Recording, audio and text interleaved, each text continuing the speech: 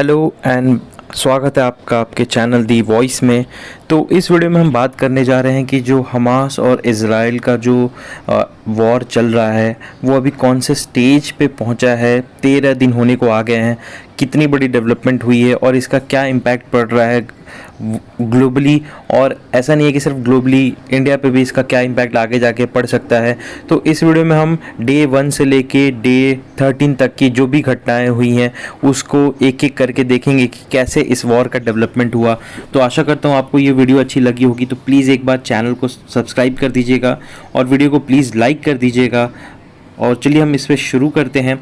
तो अक्टूबर 7 वो दिन था जिस दिन हमास ने इज़राइल पे अटैक किया और उसके बाद 1500 तकरीबन ऐसा माना जा रहा है कि 5000 रॉकेट्स फायर किए गए हमास के थ्रू इज़राइल पे।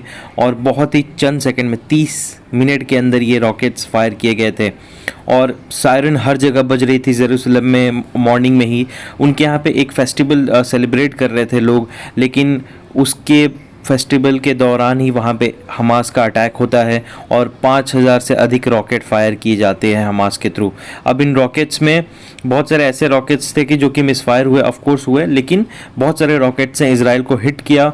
और नेतन्याहू जो कि वहाँ के प्राइम मिनिस्टर, वो आते हैं, पब्लिक स्टेटमेंट देते हैं और बोलते हैं इजराइल एट वॉर। तो 7 अक्टूबर को उन्होंने अनाउंस किया कि Israel is at war. Video में आगे बढ़ने से पहले मैं आपको ये बता दूं कि ये सारी इन्फॉर्मेशन मैंने इंडियन एक्सप्रेस के न्यूज़ आउटलेट से ली है। तो इस वीडियो का जो क्रेडिट है, जो सोर्स है, वो इंडियन एक्सप्रेस ही है। तो 7 अक्टूबर को यहाँ पे इज़राइल डिक्लेयर करता है कि वो वॉर में है। और उसके बाद 8 अक्टूबर को इज़राइल ये बोलता है कि यस, हमारे 100 सिटीजन जो हैं वो होस्टेज बनाए जा चुके हैं। होस्टेज किसने बनाया है? तो हमास ने एक्चुअली किया क्या कि इन्होंने इज़राइल के चारों ओर जो वायर फेंसिंग है उसको तोड़ के ये एंटर आ गए। इतना बड़ा हमला होगा, इज़राइल इसके लिए प्रिपेयर नहीं था। पहली बात तो ये है।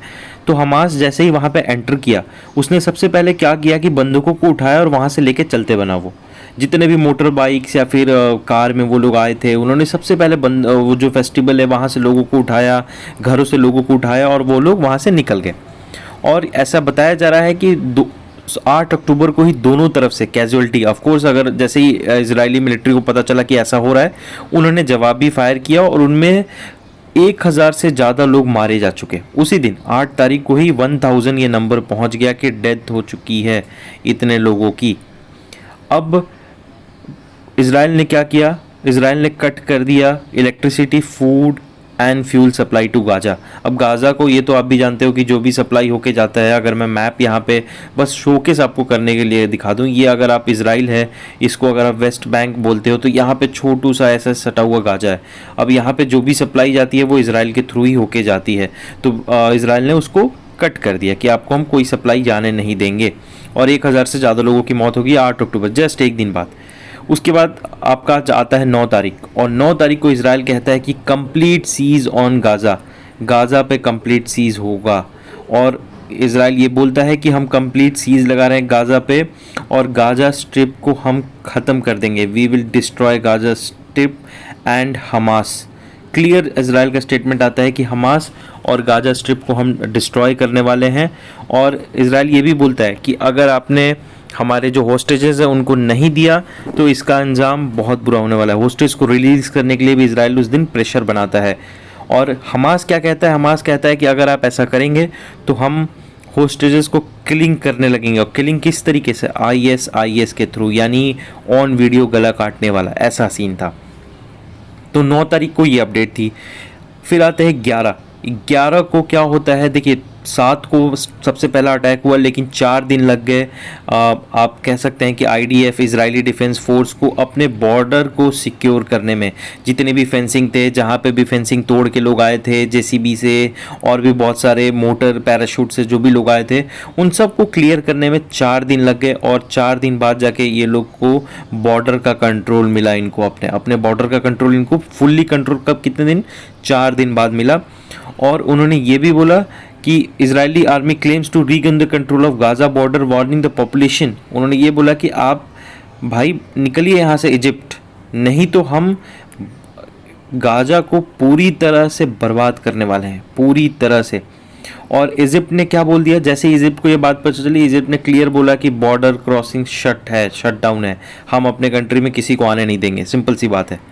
अब उसके बाद 13 तारीख को ही इसराइल ने एक और स्टेटमेंट दिया कि जो 1.1 मिलियन लोग रह रहे हैं गाजा में, उनको वहाँ से मूव करना पड़ेगा, सदर्न गाजा को छोड़ना पड़ेगा। इसराइल ने क्या बोला कि गाजा सिटी ओन सेफ्टी है, 24 घंटे उनको मिलते हैं, क्योंकि वो ऑपरेशन करने जा रहे हैं, वो मिसाइल फायर्स करने जा रहे हैं, बिल्डिंगों को गिराने जा रहे हैं, इसलिए आपके पास 24 आवर्स है, आप गाजा के सदर्न पार्ट को छोड़ दीजिए वहाँ से, क्योंकि हमास का जो बेस बताया जा रहा है वो सदर्न गाजा ही बताया जा रहा है। तो इजराइल ने क्लियर ऑर्डर किया कि आप वहाँ से छोड़ के आप नीचे ऊपर की तरफ चले जाइए, हम वहाँ पे ग्राउंड ऑपरेशन करने की भी तैयारी कर रहे हैं। यहाँ पे ही बात आ गई थी 13 अक्टूबर को ही कि इजराइल ग्राउंड ऑपरेशन करने की बात कर रहा है, और उसके बाद लोग वहाँ से इवैक्यूएट इन द सेंस कि मतलब लोग छोड़ के जाने लगे। वीडियोस फोटोज़ बहुत सारी ऐसी आई जिसमें क्लियरली दिख रहा है कि लोग वहाँ से छोड़ के मूव कर रहे हैं, इसराइल की बात लोग मान रहे थे। और जो लोग इस वॉर में इन्वॉल्व नहीं है, हम बोलते हैं हमास गाजा में रूल करता है, इसका मतलब ये नहीं होता कि पूरे गाजा के लोग हमास को सपोर्ट करते हैं। ऑफ कोर्स उन्होंने वोट देके जिताया है, मान सकता हूँ ये बात, लेकिन इसका मतलब ये भी नहीं होता कि सारे गाजा के लोग का प्रतिनिधि यानी रिप्रेजेंटेटिव हमास है, ऐसा नहीं है। हमास कुछ लोगों का हो सकता है, पूरे गाजा का नहीं हो सकता। तो जो लोग इस वॉर में इन्वॉल्व नहीं हैं वो लोग मूव करने लगे और सेफर साइड में जाने लगे। 24 घंटे का समय दिया गया था। उसके बाद उन्होंने, जो इजराइल के जो प्राइम मिनिस्टर है नेतन्याहू, उन्होंने क्लियर बोला कि हमारा जो लड़ाई है वो गाजा के लोगों के साथ नहीं है, और उन्होंने जो इवैक्यूएशन टाइम था उसको और एक्सटेंड कर दिया। 15 अक्टूबर को उन्होंने क्लियर बोला एक वीडियो स्टेटमेंट में कि हमारी जो लड़ाई है वो गाजा के लोगों के साथ नहीं है, हमारा मेन ऑब्जेक्टिव है eliminate Hamas in Gaza, Gaza से हमास को पूरी तरह से हटाना है, ये इनका कहना था। और उन्होंने ये कहा कि हम कुछ और टाइम देंगे गाजियंस को जो कि वहाँ पे रह रहे हैं। इवैक्यूएट साउथ गाजा को छोड़ने के लिए क्लियरली बोला गया कि आप साउथ गाजा छोड़ के कहीं पे भी और जाइए, लेकिन साउथ गाजा में मत रहिए, क्योंकि यहाँ पे हम बहुत ज़्यादा हेवी मिसाइल फायर करने वाले हैं और ग्राउंड ऑपरेशन भी करने वाले हैं। उसके बाद आता है 17 अक्टूबर।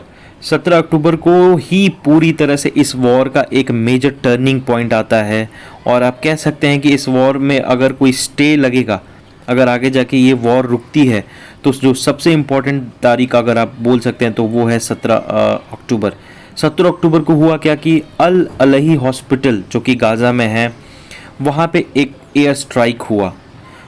ऐसा हमास का कहना है कि ये एयर स्ट्राइक इजराइल ने किया, और इजराइल का ये कहना है कि ये air strike miss fire rocket था हमास का, जो कि जाके गिरा उस हॉस्पिटल पे। इसकी वजह से क्या हुआ कि ये 500 लोगों को बताया जा रहा है कि ऐसा ऑन द स्पॉट डेथ हो गई, और हॉस्पिटल पे हमला करना ये एक तरह से वॉर क्राइम माना जाता है। और इसकी वजह से पूरे वर्ल्ड में इजराइल को लेके एक मतलब जो परसेप्शन है वो बनने लगा कि इजराइल ने ही हमला किया। लेकिन फिर इजराइल ने वीडियो फुटेज लीक की, उसके बाद उन्होंने सैटेलाइट इमेजेस रिलीज़ की कि नहीं हमारी तरफ से ऐसा नहीं है, हम ये फायर नहीं किए, ये फायर किया गया है हमास के थ्रू। इजराइल ने क्लियर बोला कि ये फायर किया गया है हमास के थ्रू। 17 अक्टूबर तक अगर आप देखें तो टोटल जो कैजुअलिटी थी दोनों तरफ के मिला के वो 4500 को क्रॉस कर चुकी थी, यानी 4500 लोग मारे जा चुके थे दोनों तरफ से।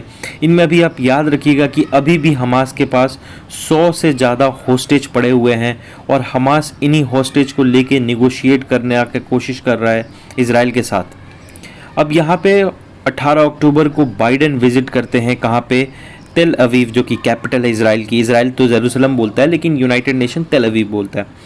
तेल अवीव पे बाइडेन विजिट करते हैं, और विजिट के साथ ही बाइडेन ये कहते हैं कि ये जो अटैक था हॉस्पिटल में, क्योंकि बाइडेन पे भी बहुत प्रेशर था कि भाई आप वॉर क्राइम को सपोर्ट कर रहे हो, ये नॉर्मल पब्लिक पे अटैक हुआ डायरेक्टली हॉस्पिटल पे, आपको इजराइल को क्रिटिसाइज़ करना होगा। वहाँ पे ये जाके बोलते हैं कि ये इजराइल ने नहीं किया, ये अदर पार्टी का काम है। इन्होंने नाम नहीं लिया हमास का, इन्होंने कुछ नहीं बोला, इन्होंने सिर्फ बोला कि अदर पार्टी का ये काम है। और इन्होंने एक और चीज़ बोली कि इज़राइल को अलाउ करना चाहिए aid to Gaza from Egypt. तो इज़राइल इस बात पे राज़ी भी हो गया ह्यूमैनिटेरियन एड प्रोवाइड करने के लिए। और कहाँ से ये प्रोवाइड होगा? थ्रू इजिप्ट के थ्रू ये ह्यूमैनिटेरियन एड प्रोवाइड करने के लिए इज़राइल राज़ी हो गया है। और एक ह्यूमैनिटेरियन जोन बनेगा। जोन इन द सेंस की बात करें कि वो कॉरिडोर बनेगा जहाँ से जो लोग को इजिप्ट मतलब इवैक्यूएट करना है उनको किया जाएगा। जिन लोगों को कोई प्रॉब्लम्स है जैसे मेडिकल वो फैसिलिटी उस जोन के थ्रू ही किया जाएगा। और उन्होंने ये भी बोला है कि इज़राइल मिलिट्री, आप यहाँ पे देख सकते हैं कि क्लियरली उन्होंने बोला है कि ये कोई ऐसा एविडेंस नहीं है कि एरियल म्यूटेशन के थ्रू हॉस्पिटल पे हमला किया गया था। उन्होंने क्लियर बोला है कि ये हमारी तरफ से हमला नहीं था, ये हमला हमास के थ्रू ही किया गया था ताकि अटेंशन गेन किया जा सके और पब्लिक में इज़राइल को डिफेंड किया जा सके। तो ये अभी तक का अपडेट है। और आज जो अभी 19 अक्टूबर है, 19 अक्टूबर को जो ब्रिटिश प्राइम मिनिस्टर है ऋषि सुनक वो भी गए हुए हैं इज़राइल। और अभी जो लेटेस्ट अपडेट के अकॉर्डिंग इजिप्ट, इज़राइल और ब्रिटेन, इन दोनों मतलब तीनों देश, ब्रिटेन का खैर इसमें कोई रोल नहीं है, लेकिन इजिप्ट और इज़राइल मिल के एक अल्फ़ा कॉरिडोर जो कि इजिप्ट के बॉर्डर के क्रॉस है वहाँ पे कॉरिडोर बनाने के लिए राज़ी हो गए हैं, जहाँ पे इवैक्यूएशन और उसके बाद humanitarian add in the sense खाना पीना, क्योंकि इज़राइल ने सब कुछ बंद कर रखा है। फ्यूल स्टॉप है, फूड स्टॉप है, आपका इलेक्ट्रिसिटी स्टॉप है, तो खाना हुआ, पानी हुआ, इन सारी चीज़ों की सप्लाई प्रोवाइड की जाएगी जैसे कि यूक्रेन में हुआ था ह्यूमैनिटेरियन ग्राउंड पे, सेम वैसे ही होगा यहाँ पे। तो अभी तक तो ये टोटल ओवरऑल अपडेट था आपका 7 अक्टूबर से लेके 18 अक्टूबर तक का अपडेट जो भी वॉर में चल रहा है। तो मैं इस पर कंटिन्यूस वीडियो बनाते जाऊंगा। अगर कोई मेजर अपडेट आता है तो प्लीज़, अगर आपको ये वीडियो सीरीज़ अच्छी लग रही है तो एक चैनल को लाइक कीजिएगा, वीडियो को लाइक कीजिएगा, चैनल को सब्सक्राइब कीजिएगा। तब तक मिलता हूँ आपसे अगली वीडियो में, तब तक अपना बहुत बहुत ख्याल रखिए। Thank you and take care.